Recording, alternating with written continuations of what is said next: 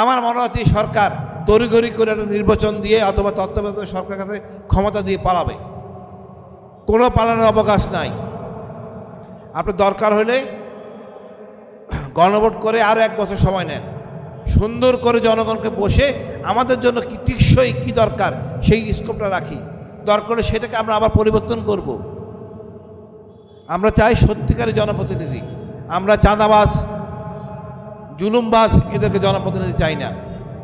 আর নির্বাচন করতে যেন সবাই পারি এই জন্য পরিবেশ সৃষ্টি করা, অর্থাৎ আপনি প্রচুর টাকা ঢালবেন, প্রচুর খরচ করবেন, এই চর্চা বন্ধ করতে হবে।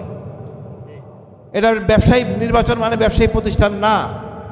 আপনি মেম্বার অফ পার্লামেন্ট হবেন সেবা কাজ, এখানে গাড়ি বাড়ি পাবেন না, এখানে জমি প্লট পাবেন না, উন্নয়নে আপনি থাকবেন না।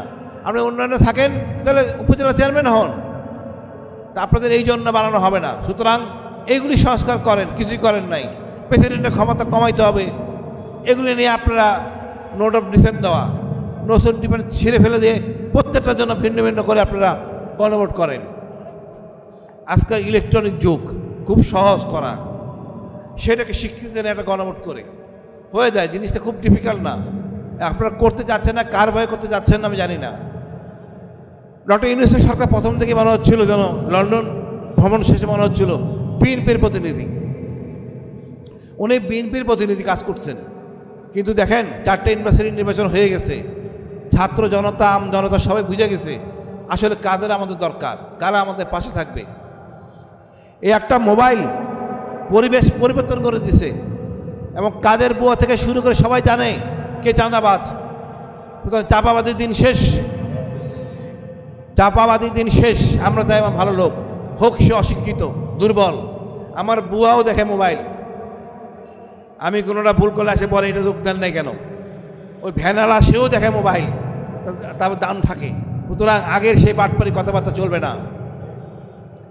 আপনারা ছিলেন ভারতে 9 বছর, একটা বড় দল, শহীদ জিয়া বা খালেদা জিয়া এটা আমার আপনার না, বিএনপির সম্পত্তি না, পুরো 18 কোটি লোকের সম্পত্তি খালেদা জিয়া।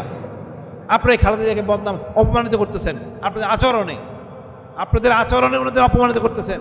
শহীদ জিয়া বিএনপি, চাঁদাবাদের বিএনপি না। আপনি ওইখানে অবস্থান নিতে পারতেছেন না। তারেক ভাই আদেশ দেন, আপনারা মানেন না কেন? বড় লজ্জা লাগে। নিজের দলের লোক যদি সংবরণ করতে না পারেন তাহলে তো দুঃখজনক। 5ই আগস্টের পরে 1 মাস ভালো ছিল, এখন লজ্জাজনক। আপনার সমস্যা থাকলে শাহবাগের ফুটপাতের লোকদের জিজ্ঞেস করেন কি কত টাকা চাঁদা দেয়। এটা খুব আসলে ব্যক্তিগত ব্যাপার। আপনাদের ধর্ম কোনো জিনিসই নেই, আসলে চাঁদাবাজি করে খাবেন, এটা হবে আমার নেতা, আবার সেই বাটপারি করবে। আমরা তো এই নেতা চাই না। এই জন্য 71 হয় নাই, এই জন্য 75ও হয় নাই, এই জন্য 24ও হয় নাই। আমাদের সচ্চর হতে হবে, এবং গণভোটের সিদ্ধান্ত গণভোটই সবার উপরে। আমাদের সারাদিন মেরে ভয় পেলে হবে না। সারা বলার জন্য লোক রাখেন, রাজপথে রাখেন।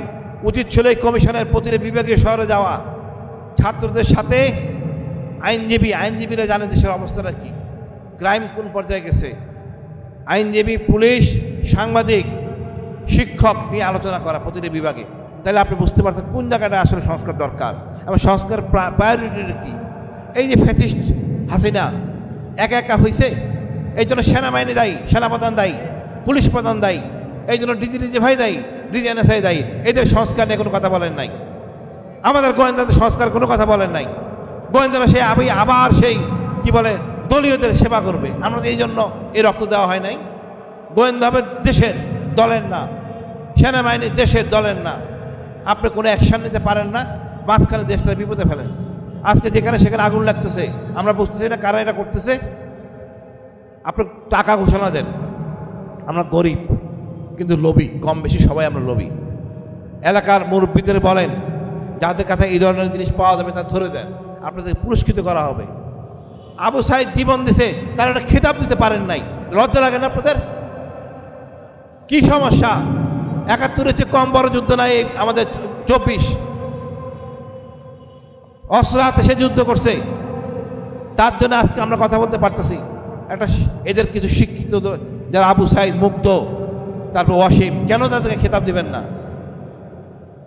যে অন্যায়গুলি করা হয়েছে মেজর জলিলের উপরে, কর্নেল ফারুকের প্রতি, মেজর ডালিমের প্রতি সম্মান ফিরে দেন, সম্মানিত জায়গায় তাকে সম্মানিত করেন, আপনি গর্বিত হবেন। আজকে আজ কোনো সমস্যা থাকতো না। আপনাদের বৈঠকে যদি মেজর ডালিম থাকতো সব সোজা হয়ে যেত, অথবা খালেদা জিয়া থাকতো সব সোজা হয়ে যেত। বড় দুঃখের বিষয়, এমন একটা সংস্কার করতে দেশের জন্য আপনারা একটা তড়িঘড়ি করতেছেন, শেষ বেলায় এসে ছাত্রদের আহতদের ধমক খেয়ে বলতে হয় আপনাদের সংস্কার একটু সংশোধন করতে হবে। লজ্জা। আমি মনে করি আমরা দেশটাকে সুন্দর করে তুলি, এটা আমাদের দেশ, আমাদের নিজস্ব টাকা আমরা অর্জন করি, কারো দয়া আমরা চলি না। ভারতকে ভয় পাওয়ার কিছু নাই, ভারতকে চিনবো তার কাটায় ঝুলন্ত সে ফেলানি লাশ, এটাই ভারত। কোনো তোষামদের দিন শেষ, তবু ডক্টর ইউনূসকে প্রশংসা কিছু করতে হয়। অনেকগুলি বিমান উনি কিনতেছেন, ইনশাআল্লাহ ভালো দিক। আমরা লালমনিরহাটটা করব, তিস্তা করব, আস্তে আস্তে আমাদের সাহস বাড়বে। সাহস আমাদের একসাথে হয় না। আমি মনে ডক্টর ইউনূসের একা সাহস হলে হবে না, পুরো উপদেশটা সবাই সাহস হইতে হবে। ওনাদের উপার্জন জনগণের কাছে দেখাইতে হবে, আমার এই উপার্জন করছি ভাই। তা আমি তো ভয় পাই, আপনারা কেন একদিনের কথা বলবেন লোকজনে? আপনি বলবেন আমি এই কামাইছি, অন্যায় করলে বলে অপরাধ দুঃখিত, লজ্জিত, ক্ষমা করবেন। ক্ষমার মধ্যে দোষের কিছু নাই। আমি মনে করি কোনো অপরাধীকে ছাড় দেওয়া হবে না। এই দেশ সবার, কুলি মজুর শিক্ষক জনতা সবার মিলে আমরা একসাথে থাকবো, শান্তিতে থাকবো। ভারতের কোনো স্থান নাই এখানে। ধন্যবাদ। বাংলাদেশ দীর্ঘজীবী হোক। আসসালামু আলাইকুম। করে দেখে মনে হলো এমন একটা সনদ, ভারতকে খুশি করার জন্য সনদ। আমাদের এত লজ্জা কেন ভারত নিয়ে বুঝলাম না। আমরা 53টা বছর আমাদের ভারত জ্বালাইছে, তার বিপক্ষে কোনো কথা লেখা নাই, বিডিআর ইস্যু নিয়ে কোনো কথা লেখা নাই। আমার দুঃখ লাগে। এই যদি অবস্থান হয় আপনাদের ভারত নিয়ে, তাহলে আমাদের আর কিছু বলার নাই। এখনও সময় আছে। আমার মনে হয় সংস্কার করতে এত কিছু লাগে না। আপনি সমস্যায় পড়ছেন, একটা গণভোট করেন। 14 সালে নির্বাচন হয়েছে না কোনো জনগণ ছাড়া, তো গণভোট করি, 10% ভোট দিক লোক, সেটাই সবার উপরে। আপনি এক কক্ষ হবে না, 2 কক্ষ হবে, পিয়ার হবে না, নর্মাল হবে, জনগণের জিজ্ঞেস করেন। এই জিনিসটা তো আমাদের জনগণের জন্য একটা বিপ্লব হইল, আপনি এটাকে বানায় দিলেন অভ্যুত্থান। এই অভ্যুত্থান করে আপনি আমাদের সব কিছু আশা ভরসা নিঃশেষ করে দিলেন। আপনারা 75-75 বীর মুক্তিযোদ্ধা, এতে সম্মান দেখালেন না, এতে ফিরে আনার জন্য কোনো অঙ্গীকার করলেন না, বিডিআর হত্যা বিষয়টা আনলেন না। এই সুখরঞ্জন বালি, অর্থাৎ এই যে গণজাগরণ মঞ্চ আর যে বিচার হলো হাসিনার বিচার, এই সুখরঞ্জন বালি এই জন্য ভারতকে দোষারোপ করতে পারলেন না। তা আপনাদের ভারত প্রেম থাকে, তাহলে উচিত ছিল এই ক্ষমতা না নেওয়ার, পদত্যাগ করা উচিত ছিল। হাসিনার সাথে ছিল জাতীয় পার্টি, আপনাদের এই দলের মধ্যে জাতীয় পার্টি নাই, হাসিনার আওয়ামী লীগও নাই, তাহলে আমরা আম জনতা আছি। আপনারা তো কোনো অবদান নাই, কোনো দলের কোনো অবদান নাই, অবদান হলো ছাত্র আম জনতার। তাদের সাথে না বসে আপনারা বসছেন রাজনীতিবিদদের সাথে, তাহলে আপনি বুঝতে পারতেন কোথায় সমস্যা। কারণ আপনারা তো বুঝবেন না, আপনার বাইরের লোক, বিদেশে বসবাস করেন, এদেশের সমস্যা, এদেশের কষ্ট, এগুলো আপনি বুঝবেন না। কীভাবে সমাধান করতে হবে ওই জনতাই বলে দিত কীভাবে সমাধান করবেন। খুবই লজ্জার ব্যাপার যে ওনাদের আহতদের কোনো অবস্থানে রাখেন নাই, ওই মাঠে যেয়ে বলতে হয়েছে ছাত্রদের, আহতদের আমাদের এই অবস্থান আমাদের নিশ্চিত করার জন্য এটা করতে হবে। আপনারা এটা স্বীকার করেন না, হ্যাঁ আমাদের ভুল হয়ে গেছে।